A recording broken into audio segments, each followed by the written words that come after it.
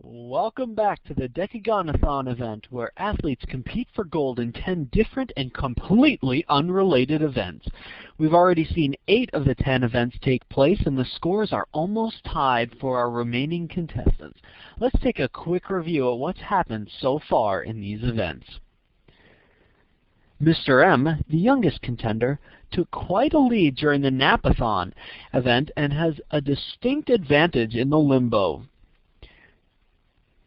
Mr. J began to truly show his competitive side during the Run From Your Daddy-a-thon and his personal best event, the Scan and Defrag a Hard Drive-a-thon, as seen here in this image.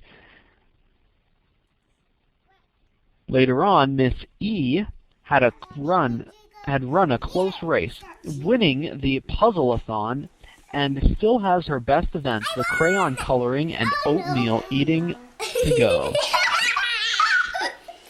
Miss S was looking good and will take home the gold in the shoe tying as she pulled out a great trick by wearing Velcro. The Chase After Your Bus event was a big disappointment and nobody was able to catch the bus. While coaches tried to dispute the call due to weather, the kids found another way to school. Unfortunately, hitchhiking is not only dangerous, it's also against the rules, and Mr. D, Miss A, and Miss S were all disqualified. This just in, due to an unexpected delay in the oatmeal eating, one of the contestants got extra hungry and has eaten some crayons, thus eliminating the 10th event and removing himself from the competition. I guess this year we'll need to call it the Decagonathon and move on to our final event. While their contestants and their food are warming up, let's take a look at the leaderboard. You can see here with Miss E in the upper graph, she was off to a poor start in the nap event and the Chasing Daddy, as she said they were baby games, but she quickly moved into the medal position due to her strong performance in puzzle and shoe tying and the sledding event, and she has maintained that hold.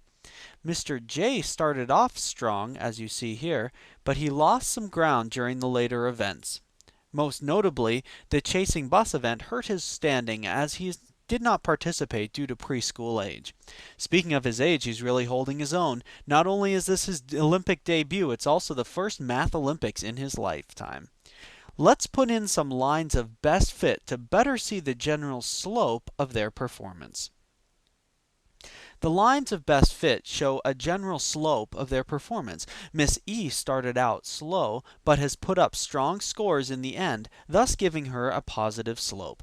Mr. J's line of best fit is a negative slope, as the scores are decreasing overall throughout the games. Although this does look dismal for Mr. J, the total score is calculated by an average of their scores.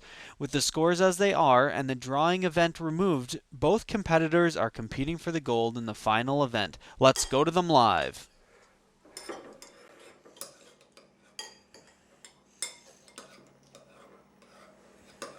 I'm winning the gold, Daddy.